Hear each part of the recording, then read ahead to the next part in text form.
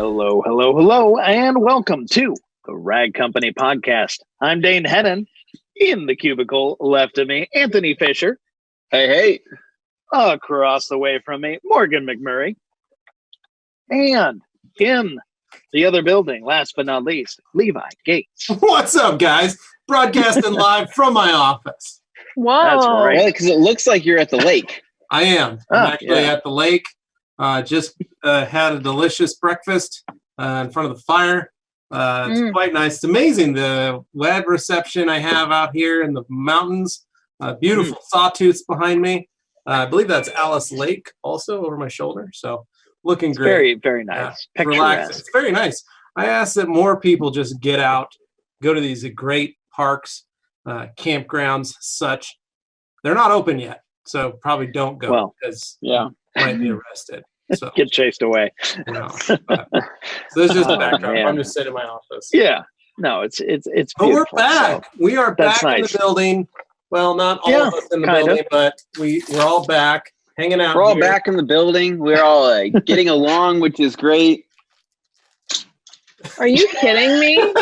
Wow.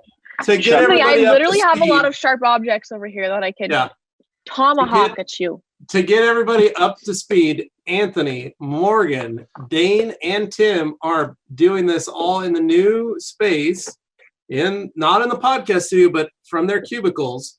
So we do have social distancing in effect. I am back in my office. We have moved them out of their offices up here, moved the new people up into those offices, and they basically called all of us back into work.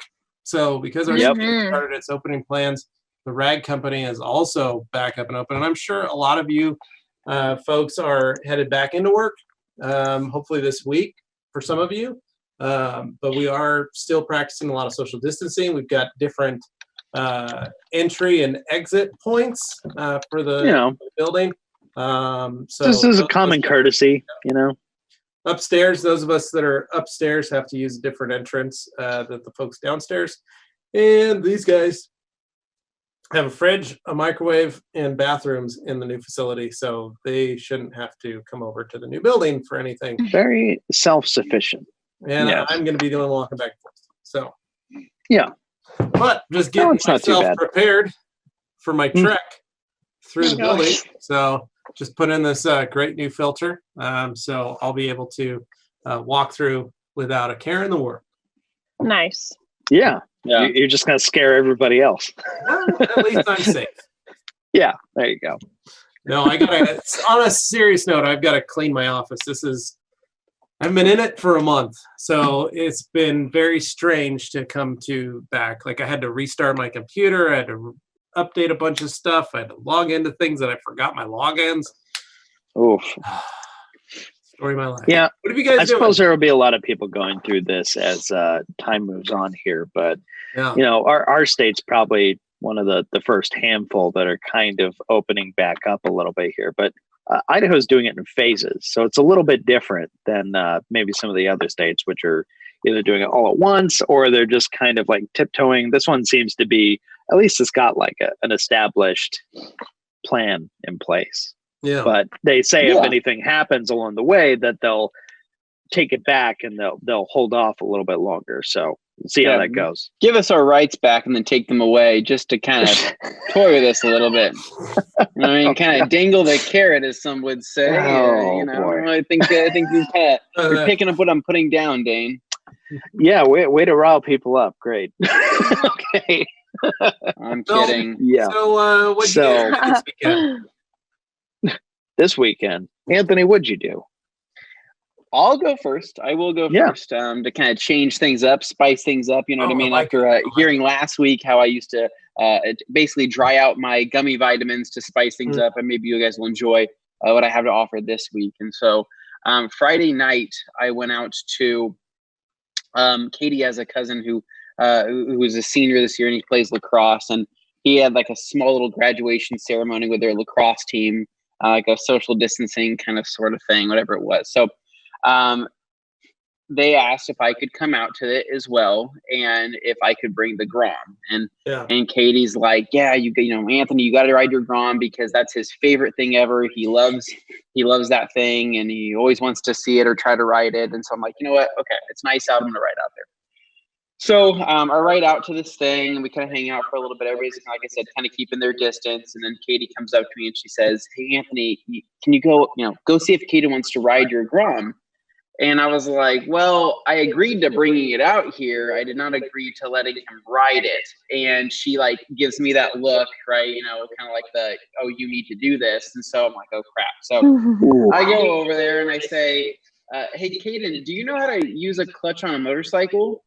And granted, he's around all of his friends, right? He kind of gives me that look like, oh yeah, I know how to ride a clutch. Basically, the look of somebody that doesn't know how to ride a clutch, to use a clutch on a motorcycle. So you know well enough not to trust that. So I'm like, whatever. I'm gonna just give him a quick rundown and teach him really quick. So he sits on the bike, and I kind of tell him, hey, this is what you do.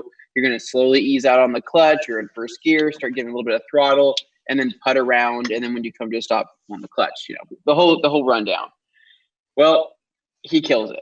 And then, he kind of embarrassed. I'm like, it's all good. And then he kills it again. And he's like, oh, let me try again. And he kills it again. And at this point, basically there's about 15 people watching that are all have their cameras and their phones out taking a picture of him or, getting a video. And then they're cheering for him. They're like, come on, Caden, you can do it. You can do it. And I'm sitting here like, oh my God, these people don't know how this stuff works. And this can only get killed so many times. So long story short, he killed it 16 times. And then, I was dying inside. And so finally his dad said, hey, we can do this another day. And he's like, okay, you're right. And I'm just sitting there like, holy crap. Hopefully my clutch isn't just absolutely destroyed and I can get home on this thing. And because it's a Honda, it was fine. And you drove out well. You drove all the way out to my house, basically. I did. I went to East Boise. And I don't think you realize that is an adventure. I had to stop overnight to find some place to stay. Almost. Yeah. It was it is quite the trek. So anyway, especially on that. Good, though. Yeah. That's rough though. I mean, anytime you're handing a vehicle off to someone else, you're just crossing your fingers. Yeah. But you made it home safe. That's the key. It was all good. And then Katie was happy that I did that. So so then Saturday I needed to install, I have some camber kits from my Honda behind me. And so the camber kits are needed because on these 90s Honda Civics and other 90s Hondas, they didn't have any kind of camber adjustment. So you kind of get what you get when you lower the car. And so by having camber adjustment, you can adjust, how you want your tires, how hot boy you want your tires, or how, cold boy you want your tires. Am I right, Morgan? That was so horrible. Okay. So anyway, so Jason came over, cracked open some White Claws, raspberry flavor, of course, and started, installing some stuff. And so it only took us about a couple hours to do. It was pretty low key. And in terms of rest of the day, I don't think I did anything else on Saturday. I think that was pretty much it. And then just kind of hung out. And then Sunday, I decided to tackle a project that was actually pretty big. So I needed to, I remember how I explained when I spilled that, when I got that brake fluid on my bike, it stained some of my plastics. So I wanted to swap those out. And in order to swap those out, I have to basically trail the indicator lights, the side indicator, the flashers, all the way underneath the tank. And it's kind of a pain in the ass, but I decided, okay, I got to do it anyway. So then the mentality of the while you're in there mentality kicked in. And I'm like, well, might as well, since tank's off, to do my spark plugs and also to clean my air filter. And I don't know. I think it's just because it's a Euro bike or whatever it is. They just make it really complicated. So literally the whole tank has to come off. The whole air box has to come off. You have to completely expose the head with the intake valves there. And so swap the indicators out, swap the fairings out. Had to retrim one with a Dremel, which was kind of sketchy, but I got it done. And swapped out the spark plugs. And that was one of those things to where, and we've all been here, right? Where you're looking up, when you're doing any type of job, you read everybody says, okay, make sure you torque this to spec, or make sure you have a torque wrench. Well, these spark plugs need to be torqued down to 18 Newton meters, right? I don't have a torque wrench that goes that low. You don't have a Newton meter torque wrench? Dane has one. No. I do, actually. You, Dane? Okay. Yeah. I have something, but not one that goes. You just changed out all those plugs on the Mazda. So basically, I'm sitting here. I'm like, what's 18 Newton meters? And like, I think that's pretty much hand tight with like another quarter turn. So let's just call it good. So did that, plugged everything back together, wiped everything out with carb cleaner in terms of the intake valves and all of that. And cleaned everything up. It still looked really good for how many miles are on the bike, and then from there cleaned out the air filter, the K&N, and did the re-oiling. And that's another thing where, how much oil do you put on those things? I don't know. Where it's red, I guess. I don't know. So yeah, basically. Well, it's there's so much when it comes to, how do I say this? I am not mechanically inclined. Like, it is not natural to me. The thing is that I would like to learn, and I'm always wanting to learn, and I have the will to learn. The problem is that my obsessive thinking, right, gets the best of me, because then I start overthinking things, right? And I sit there and think to myself, well, how red is this supposed to be? Because I don't want to be sucking oil into the intake, but I also don't want to not put enough on here, so I have to reopen this and put more on down the road. Do you see what I'm trying to say? And then like I did the spark plugs, and I'm sitting there after everything's done and everything starts up and fires up. I'm like, did I tighten those too much, or did I under tighten them too much? Am I thinking about it too much? Probably. But that's my problem. I always think like that, and so like, I can't, like, a mechanically inclined person that is good at what they do has like the confidence in everything they do, right? They say, yep, that's good. That's snug down. Everything's fine here. Everything's fine here. But me, I'm like, I second guess everything I do, even though I could have nailed it right the first time.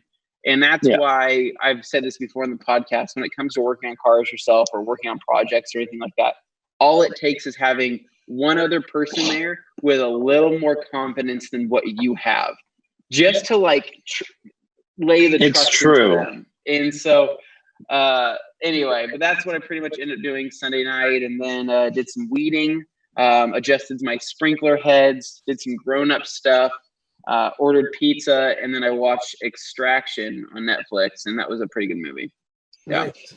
All right. And that pretty much did it for your weekend then. The whole thing. So Morgan, what do you know about being mechanically inclined and having somebody else there with a little bit more confidence than you do to install something? I know a little bit about that. I can say that that's pretty relatable for me. Because I like to let someone else, take the reins on things, and I'm like, hey, Jesus, take the wheel, right? Jesus, take the wheel. Yeah, you can start this out. I'll help and supervise, but I'm too scared to break things. So if something breaks, you can't blame it on yourself. You have somebody else you can direct all of your anger I'm not towards. gonna I'm not gonna hold that over someone else's head and be like, oh, you broke my car when you were helping me do it. I'm not gonna say that. No, but if it was me, then I would be like, oh my God, you're so stupid. How could you do that? Why would you think that that's the way that went?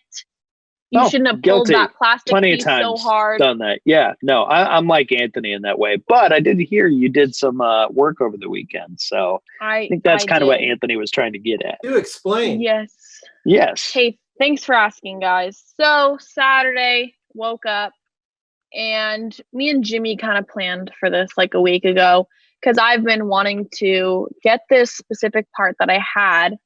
I've had it for probably like a month or so, and I just hadn't had time to do it. I didn't really want to do it during quarantine because I just didn't want to, I feel like when I have a lot of time to do something, then it would take me a lot of time to do something.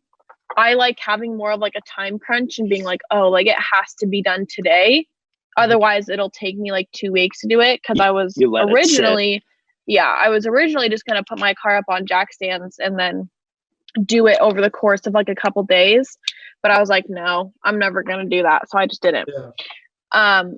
So I was like, hey, Jimmy, do you want to help me? And he was like, yeah, him thinking it's going to be easy because he's used to a Miata. Right. Which it's right. Yeah. That'll give you a lot of false confidence. I'll tell you right now, working on a Miata, you think you're ready for anything. And then you get to any other car and you're like, oh.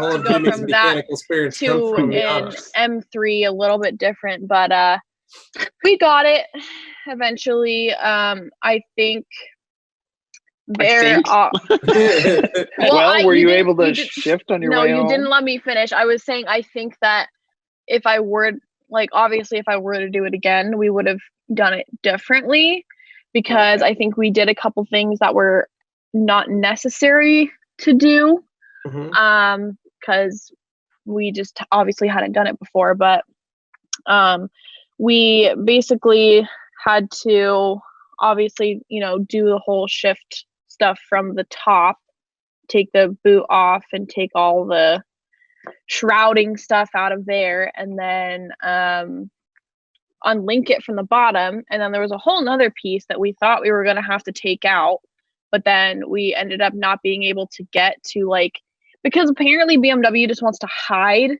things to not be able to get to them. So instead of putting them on the underside of something to make it easily accessible, they want to tuck it up in the top between your transmission and where your car, the frame. And it's like, oh, okay, well, guess I have to take apart my entire car to get to that. So I'm actually not going to do that. Yep. So we just did the halfway job, I would say. But it still was the whole thing. I didn't replace all the parts that came with the kit. So for those who are wondering, she's talking about installing a short shifter kit. Did I not say that? No, but I think deducing from the things being said that, oh, it's something to do with the shifter. Yeah. So you were installing a short shifter kit, but which one was it? It was sent to me from Rogue Engineering. I think it's called the Octane short shift kit. It's a pretty popular one, I would say, for the E46 M3. I know a lot of people run that one, and they have been they're actually friends with the guys over at Detailers Domain. That's kind of how we got all connected. They know Phil, so that was pretty cool. That is cool. cool. I trust their recommendations, and they have a lot of experience with different kinds, different types of builds for the E46 and other BMWs. So they were like, yeah, we'll send you this one. A lot of people really like it. So I was like, all right, I'm down to try it. So it's nice. Well, you notice a difference. So shifting it require a little more effort. It's nice in the sense that it gives some real feedback. Yeah. I mean, it's what a shifter's job is, but you get the idea. Yeah. So no, very cool. So how long would you say that job took you guys compared to what it's supposed to take? Yeah, I mean, probably if, I would have had a full shop to do it at, where I actually get it up on you're at Jimmy's shop. A lift. We were at his house. Oh, okay. We didn't go to his shop. Yeah. So we got it there, and then obviously we had to get it up on jack stands, which always takes long for some reason, because I just get scared jacking my car up. I don't know why. I just don't like to see it like this. I'm like, put it down. It scares me. You don't want it to fall on you. Yeah, I was like, okay, whatever. A body of water. I'm not going near it because I might fall. You hear a weird crunch in the bodywork, and you're not quite sure where it's coming from. Right. Yeah, I'm like, oh my God, what is that? And obviously my car's buckling. Yeah, my car's too low to drive up on ramps, so it wasn't like I could do that. So basically, time frame, I got there at about 1, and I didn't leave until probably 8:30. But Jimmy also had his friend come in the middle because he needed to retune his car. So we probably took a 2-hour break with my car in between, and then his lovely mother Michelle ordered us some really good delivery of some burger. I think it was called like Blue Burger or something. Michelle, she is such an angel. That is so she nice is an angel. I know. She didn't want us to get hungry. She didn't. Yeah. So she so thoughtful. Got us that and then offered us some 7-Up to get our stamina back up to jump in and finish the job, which we did. Yeah. And then at that point, we pretty much just had to clean up and head back home from Star. So that was good. Yeah. Cool. Nice. Yeah. And for those who don't know, that's a little ways out of town. So that takes a little while to get home. But no, great job. So now you got a short shifter. That's fun. Yeah. So, well, Levi, what about your weekend? What happened over at MOS HQ? Well, I had Tyler Centerussa's mom's car in for a detail. It's an Audi SQ5. And in great shape, really nice. I really like the leather in it. Just really easy, nice weekend detail kinds I like. Worked on that, just a light cleanup. Did a 1-step polish on the outside and then worked on that. And then I got all the bikes ready to rock and roll. All the tires filled up there, all the lighting, everything. So Levi, what would you say is your current favorite bike in your lineup? I mean, I know you probably have 1 or 2 favorites in there, but what seems to be your main meat and bones, your bread and water, your wine and cheese? So my mountain bike, my Salsa Timberjack 650B plus. Got 27.5 inch by 2.8 size tires, so they're kind of fat, almost fat bike, but not really. So they're very big, but it rolls very quick. It's very light. Has a 5-inch travel front fork. It's a hardtail. Nice. And it's a 110 or 111 gearing. It's a fun bike to ride, and it's very nice. So that was the big thing. That bike runs tubeless, so I have no inner tubes in the tires. It runs similar to a car tire. Wow. So I have the rim with a valve stem and then the tire on it. And what had happened was I've been lazy. I haven't put the sealant back in, like the slime, so to speak. We use Stan's tubeless. And you got to put in a half a cup in those tires every year. So it starts to get hard.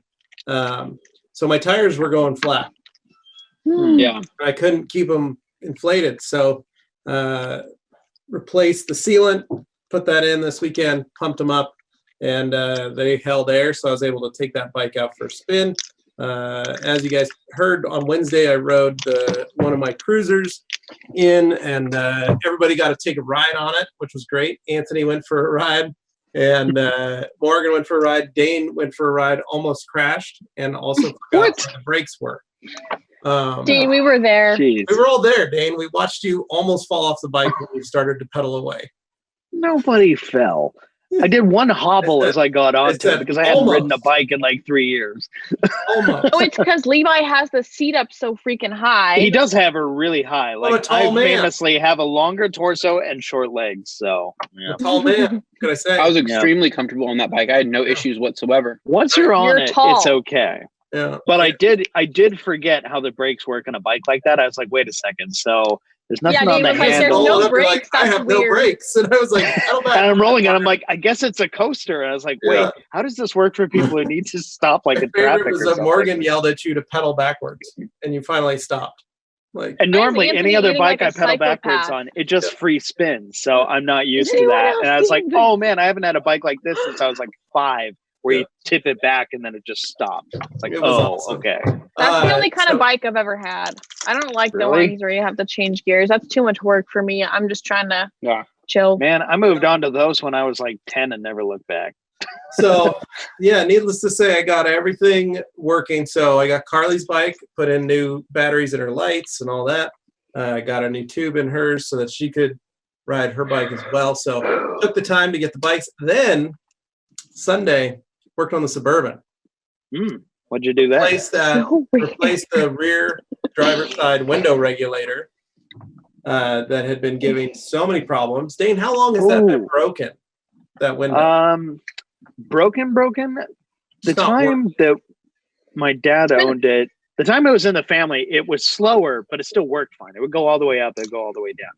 The time it broke must have been after I was gone, and it was just at the house there. They had it. It must have had some kind of issue where it was finally like falling off the track or something. No, it wouldn't fall off the track. It just slides straight down. Yeah, it would just fall. It wouldn't stay on. But that didn't happen. It would stay attached.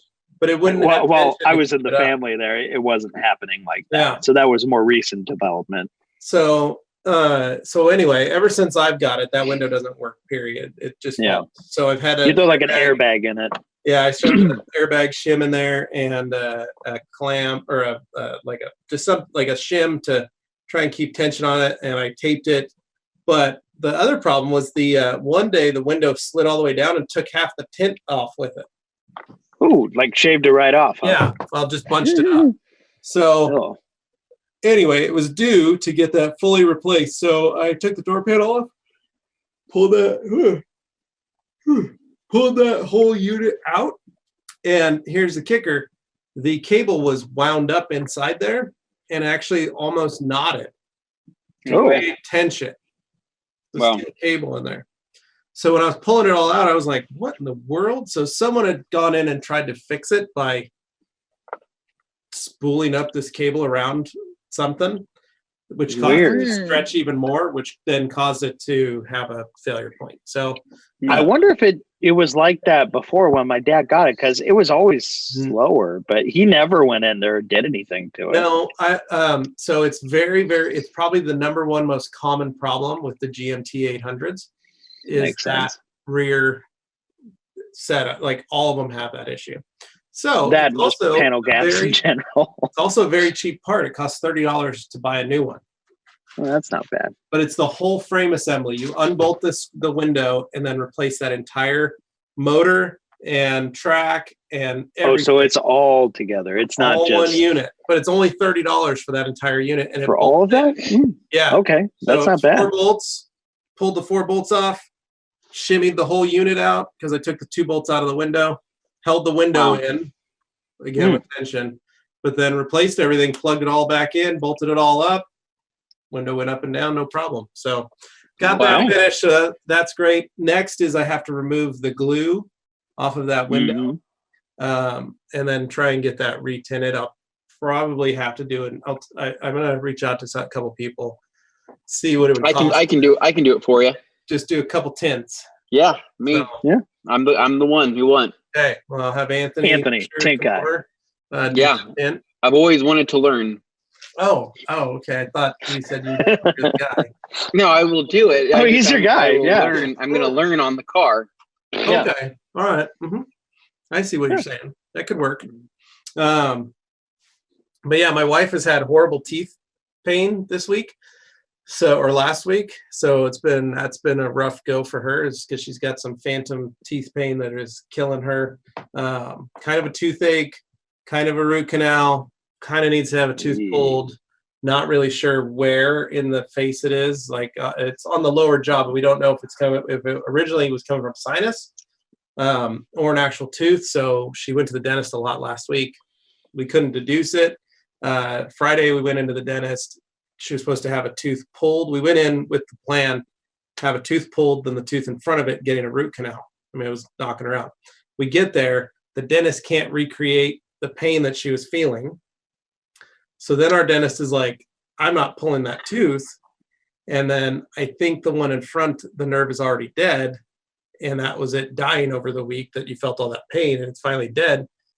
So I think we're okay. Looks at the back tooth, sees that it's cracked, goes, I'm going to try and repair it. If I can't, then we'll pull it. But let's see what we can do. So he starts drilling on her, gets it all, is able to repair it, which is fine. Gives her some pain meds. This weekend, she still felt a ton of pain. She was still in a ton of pain. A lot of hot and cold sensitivity, which is a nightmare.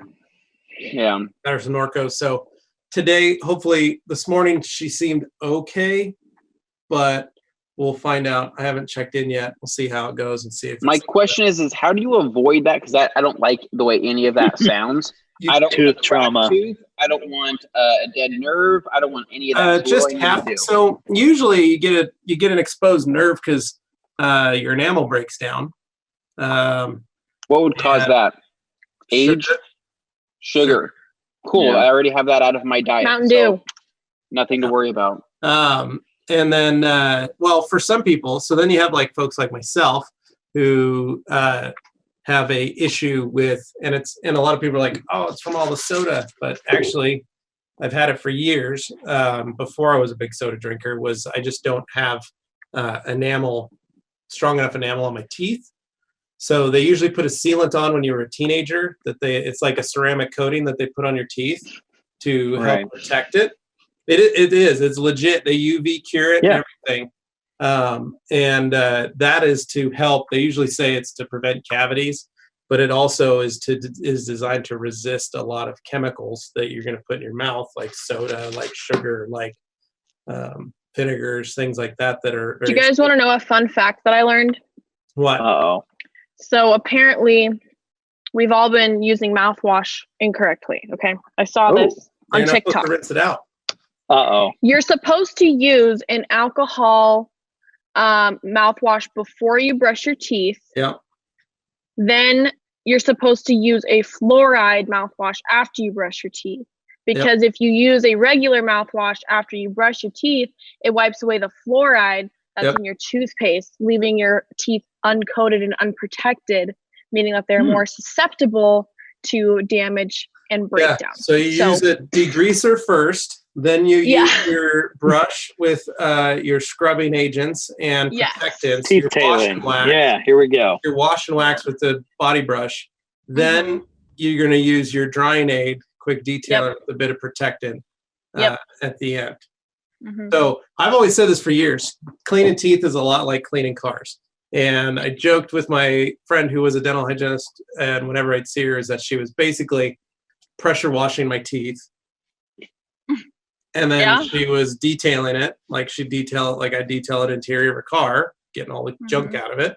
And then give it a good buff and polish. They pull out the little polisher, polish all the teeth up, and then you get a little fluoride rinse, that's a little, spray wax or sealant. What do you think, Anthony?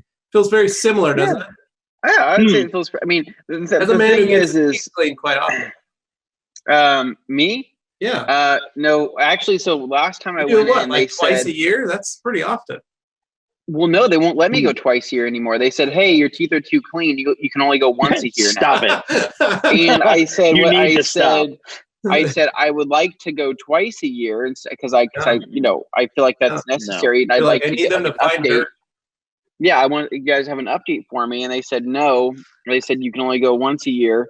Going two times a year is going to be overkill. And I'm like, well, I'm paying insurance every month. Give me my 2 times. But basically, I don't really. So mouthwash isn't something I use a whole lot of.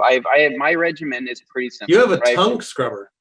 I have a tongue scrubber, which is my favorite thing in the world. Basically, Morgan, in case you're wondering, it's just a wheel woolly that he uses. Yeah. Well, because so here's the deal, right? You don't realize that for everybody, people don't realize this. This is just common freaking sense, right? Your tongue, right, is so porous, it's insane, right? It's more porous than your gums. It's more porous. Everything that is where a lot of your taste points are. It's the same thing with the roof of your mouth. It's also very porous. But the thing is your tongue, right? Depending on your ethnicity or whatever it is, your tongue can be more textured than others, right?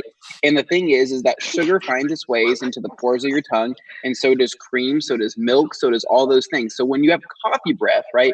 That coffee breath is coming from your tongue. That coffee breath is not coming from your teeth. That is not coming from your gums. Not true. And so, yes, it is. Yes, it is. Anthony, if you don't floss your teeth, the gunk that gets between your teeth is actually what causes the scent. Yeah. Listen to me though. Not your tongue. Yes. All of that is what causes Anthony's a dental hygienist. Just let him go. I am saying.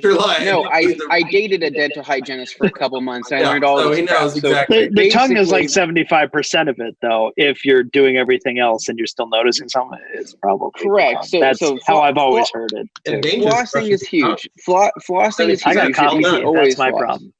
But basically, what it comes down to.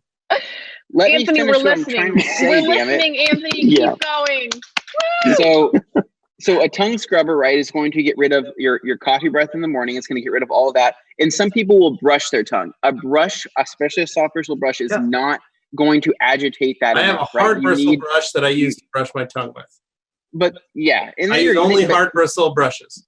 But the thing is when it's the same concept of a wheel woolly, right? When you brush your tongue with a brush, right, you can see that buildup on the brush. You have to rinse it off. You have to go back at it, right? A tongue scraper is designed to where you are literally scraping once, twice, and you're removing all of that. Are you talking about the scraping ones? Yeah, he's got a tongue scraper. Or the scrubbing one? Like, are you talking about like? Oh, I can't see your can't see it, Morgan. No. It like looks like this. It's like a U shape. No. It's literally just a handle. So if this is a toothbrush right here, basically it's like a toothbrush with a little bit of hole cutouts on it, and basically like you're taking a bath. Yeah, I take this seriously. Now, a tongue scrubber is huge, right? Because you get a lot of plaque buildup on there, right? And it's like a Y, right? And when you're drinking coffee with creamer, that creamer attaches to your tongue, and so do the sugars faster than freaking anything. And I don't think people realize it. If you're drinking the sugared creamers, which have vegetable oil in them. And if your tongue... You're basically drinking vegetable oil and sugar. Gross. If I put my tongue out, if my tongue was white, that tongue is dirty. You have a dirty tongue, right? Oh, man. Called out. That is white. I got it. Yeah. Yeah, that's a dirty tongue, right? Yeah. And then Morgan has it right now too from drinking her freaking coffee. So the thing is that worth it. That's what I get. So a tongue scrubber, that's not coffee. Along with traditional floss, right? Not floss picks, but traditional floss where you can really get in there. Oh, and now you're gonna talk crap about floss picks? No, listen. I love them. Okay, and then finally, get yourself a good toothbrush. So, I won one of those. It's a Philips Diamond something toothbrush.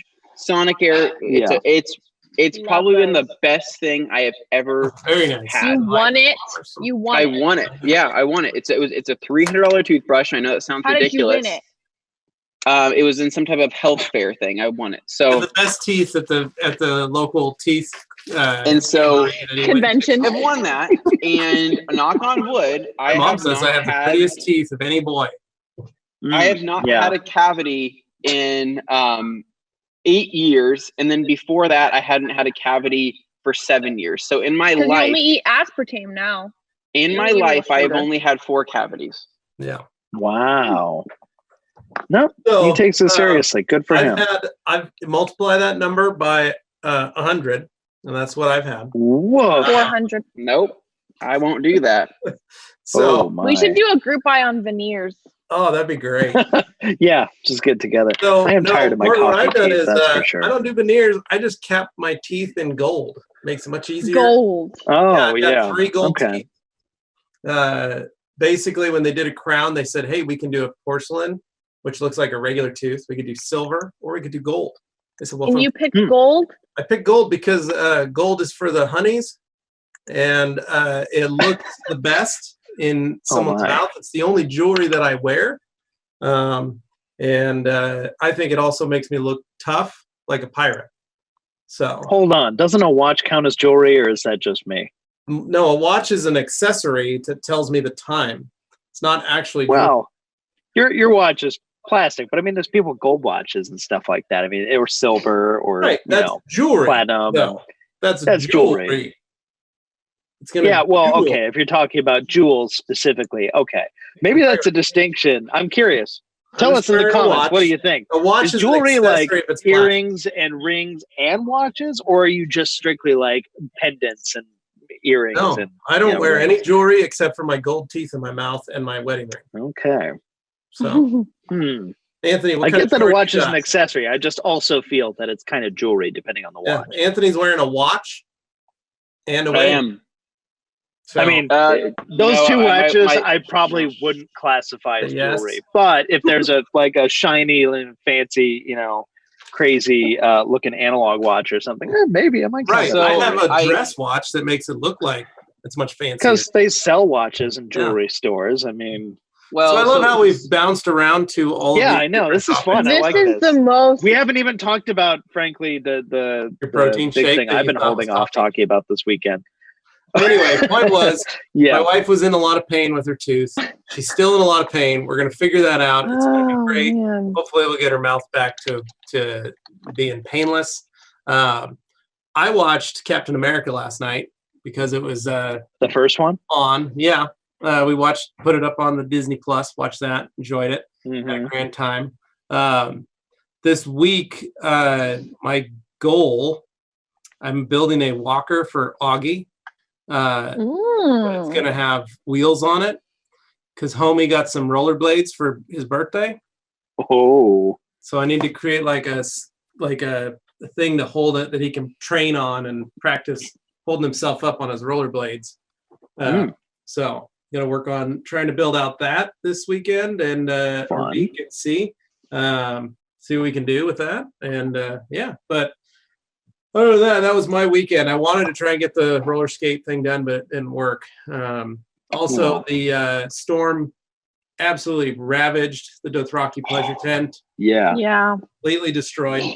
I have found the website for the company, and I'm going to start seeing if I can order replacement parts to it. However, we will see. I don't know if even if I order replacement parts, if I'm going to be able to fix this thing. Well, yours kind of buckled, right? It just kind of leaned over and bent. No, it didn't like lean. Or did it just collapse? Physically, a giant sat on it is what happened. Okay. And the whole thing looked like it was just pushed sideways. It is. Down. It's like pushed all the way down, which means all the bolts sheared free out of their. Right. Yeah. And then the side trussing all got bent because it pushed it like this. And then it tore up the feet that were bolted into the ground, and they tore away from the bolts because the metal was very thin. So, gotcha. Well, actually, yeah. Anybody who's curious what that looked like, you showed it in Thursday's Q&A when we had John from Forensic detailing on. So if you go back and watch that live stream, you'll see Levi shows what happened to his yard. That's pretty rough. So, and that was a storm. So the power didn't get turned back on until almost 9 p.m. So yours was out for a while. Power out for 6.5 hours, and I literally plugged in my fridge to the back of the Suburban to you had to turn it back on to get some because it was starting to thaw. So but anyway, so what about the freezer in the garage? Was that okay, or was it? It's a deep freeze, so it freezes everything pretty hard. So nothing was thawed out in there. Everything was still frozen. So but good stuff. So you guys, what are you thinking with having the three of you in that building? You already on each other's I like nerves? the building. It rocks. It's not bad, honestly. These cubes, I was originally kind of bummed at the idea of just having cubes and not having like full-on offices, but actually experiencing it here, the cubes we got are really good, and they got windows up at the top level. So like the top foot of the wall, you can actually see through over to the other things. So you can have conversations with people, but it's still enough of a degree of privacy. You don't feel like everybody's in your space all the time either. Cool. So it's nice. Yeah. I'll just throw this out there. It was my birthday this weekend, so that's right. Happy birthday, Dane. Solidly in my 30s now. So Dane, when I was your age, I had a daughter. This is when my 31st people. Year. My 31st year was the birth of my daughter. Yeah. This is when it starts happening, Dane. I mean, this is where you're at that age finally to where if you die in your 30s, people are like, oh, that sucks. He lived a life. He lived a life. But like if you're in your 20s, they're like, dang, he died young. And then taken too soon. So you've kind of just made that step, and I'm sorry you're there. You're there too. I'm 30. I'm not 31 yet. So that's 31 will be a harsh reality. The 30s aren't real until you hit 31. Then it's on. Then you're really in your 30s. Yeah. So it's a strange feeling. It doesn't feel to that be young again. Be wondering. To be young and have your whole life ahead of you. Dane, you're also the age 31. right now to where, like, basically when we were in our teens and we were watching our favorite shows as teenagers, you were the age of these people that you were watching. The actors playing teenagers in the shows were our age. Yeah. So yeah, that'll really warp your mind. Yeah, but Dane, you got to start belting out those kids now, unless you want to be an old dad. Oh man, that's gonna be rough. Nah. Hey, my parents had me when I was 31. Yeah. When they were 31. Wait, what? Yeah. I'm 31. Perfect age, Dane. Perfect age. Yeah. Perfect age to start popping out some kids and put a ring on Liz's finger and make. Do you guys think we'll get to go to Dane's wedding? Woman out of her. I think I'll get to go to Dane's wedding for sure. Absolutely. I think Dane would do a courthouse wedding. I think I would like to also go to Dane's wedding. I'll be his wedding photographer. I'm not very good at it, but I can't wait to see those photos. I could do that. All iPhone 8 photos is what they're iPhone 8, and the framing is like we're in the bottom corner of it. It's shot vertically, and 75% of it is just sky. A lot of no, and he's gonna Here's me with Dane and Liz. It's him in it. He's like tucking himself into the corner of the frame like Jose Fernandez. Well, and he's gonna already apply the in-camera filter, so every shot can't be edited because it already has a filter on it. No. Oh man. Yeah. No, so I've been enjoying it so far. It's a very low-key weekend. Obviously. What did you guys do? We had a Wendy's. Socially Wendy's? but not really get together at my parents' house. So it's just my parents, my brother, myself, Liz. And so your family. Yeah. Did Liz make her famous deviled eggs? No, this was not that kind of party. We do that for birthday? large functions. No. What we did was I didn't ask her for anything. No, Dane, I will die for those deviled eggs. Tell her. What I'm saying is, I deviled eggs my for mom's birthday. Breakfast casserole. That's okay. That's okay then. She does an excellent breakfast casserole. That's my second favorite thing in the family. I like that as well. She makes this awesome one combined with these really excellent orange cinnamon rolls combined with really good. Why weren't we invited to the cinnamon house? rolls and stuff? Well, like a delightful morning here, that we could have all had as a family with you and your brother. You did miss out on some and sister breakfast. So nice. We had all that with mimosas because mimosas on the patio. Oh, did you eat on the patio? Well, we wanted to, but they're still kind of dressing up their backyard. So it was all kind of a mess. We couldn't sit out there. But the temperature was really nice out, walked around a little bit, enjoyed it, really liked it. But it was not a big party because those aren't really happening right now. Nothing like your Christmas party in 2005? Yeah, well, some of us had some pretty... so what'd you get for your birthday, back Dane? in the day, but... my brother got me this Apple Watch, which I was pretty excited about. Oh, I didn't even notice. He was texting that topic. Because I've never used one of these before, but it was fun. It's interesting, just getting the hang of it. So wow. It's going to help me keep track of my health. A little less fat working on that, so that'll be nice. Nice. But what else? We'll see what happens there. That was it. It wasn't really about the things. It was all about just getting. Sure, they forgot to buy you stuff. I understand. I don't ask for things for Christmas or my birthday anymore. It's just I feel kind of about doing that. I don't mind if it happens. But I'm just saying you don't have to ask for birthday presents. But I'm just wondering if people got you things other than your brother.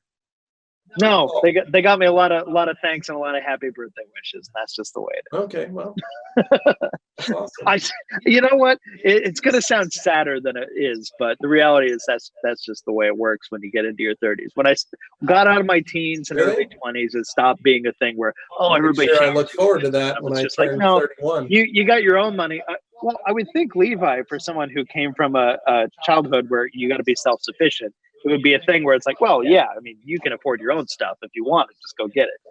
Yeah, I'm able to afford my own stuff, but for my birthday, I'm still given gifts from the heart that are appreciative and things that Anthony, the other gift.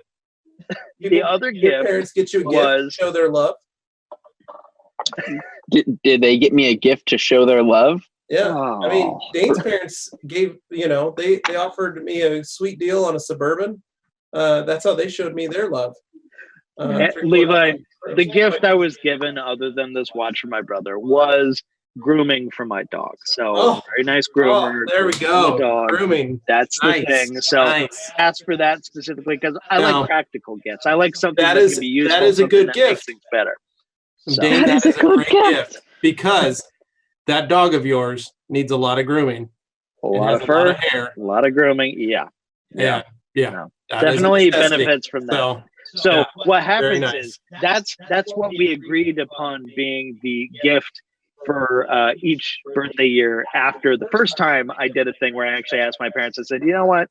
I don't know, normal gift thing this year. What if we just did like a cleanup of my backyard? What would it cost to have your yard guys come and just like clean slate my backyard? Well, they went and did it. And then when those guys finished, my parents said, we had no idea it could be that expensive. We're not doing that. It wound up being like $600. So they're like, no, that's something else. So I was like, okay, it's the dog now. Yeah. I would rather have my dog get like a really nice professional grooming treatment once a year that's like really full-blown awesome and a fraction of that price. But I just said, what if your guys who do your lawn like came and cleaned up my backyard and like I clean slated it, so I could do some stuff with it. I'm like, yeah, no problem. It didn't sound like a big deal. But then the guys got there and they spent hours and hours and hours. And next thing they were like, oh yeah, that was way more. Your parents were like, you could have bought another Miata, Dane. We spent on your backyard. Still. So, well, and then there was that $500 Civic we found on Facebook Marketplace. Anthony found it. Serious. Don't bring that up. I really wanted to get it, but the problem is if Anthony's not on board, it can't do it. Yeah. You can't do it if the guy's not on board. I can't do that. Perfect build. It'd be an awesome fixer-upper for the shop. Shoot some videos with. Dane, that's a perfect build. Maybe you, me, and your dad go in on it. Yeah. And that could be our new video build. And like I said, we could get some wheels from our friends at Koenig. We could get some paint work. We could do some mechanical ourselves. We could detail it, clean it up, build this car out, do a before and after, and then sell it for a profit. Yeah. Yeah. Dane is in the car flipping business. You don't think so? It already sold? Or in order to be a successful flipper, you actually have to sell it for more than you bought it for. Well, we didn't say you were successful. We just said you flipped them. I'm very good at that. I actually did just fine on my Miata and other things, but not so much with the Montero. Although I did get more out of it than it was worth technically, so that worked. Yeah, traded for zero. Anything positive, as long as you didn't have to pay someone to take it. An ongoing slew of issues that you then figure out and find a way to, Peter to pay Paul kind of situation. Yeah. But at any rate, that's basically that. So this week we've got, I haven't really scheduled anybody to be on the podcast yet. So we've still got some in the back burner. We've got a ton. We've got a ton on the back burner. Poor Tim needs a chance to catch up. Really like to listen to I kicked my desk. If Tim can get those taken care of and kicked out, I think that'll be great. And then we're back here in the studio. Thursday is going to be the live Q&A. The studio is basically set up, ready to go. Anthony's going to do some brainstorming of some of the projects that we can get started on in there. I'll lay this out for people. As far as the studio and videos and stuff are concerned, we will be shooting some videos here pretty soon. Once Anthony's got some great ideas racked up, I'll work with him to kind of solidify that. We'll all team up together to decide what's feasible, what's not. Mm-hmm. But we don't have like our full-on camera arrangement that this will ultimately be in place yet. We'll get there, but that's not happening just yet. So everything's kind of like, moving along, but it's not quite there yet. So we'll shoot the way we've been shooting in the past. However, we'll do that. We'll shoot some new videos, but we're not going to release those videos until after we do our reveal video, like showing people what this place really looks like.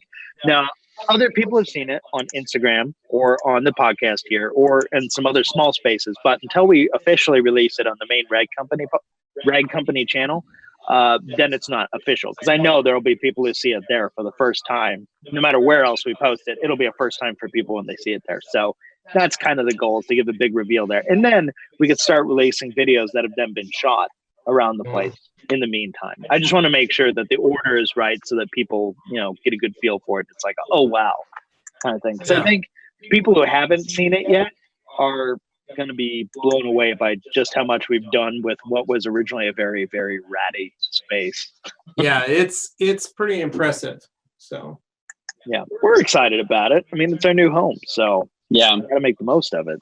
But I know Anthony's got some great ideas for videos that we might be doing. Yeah, I got a couple.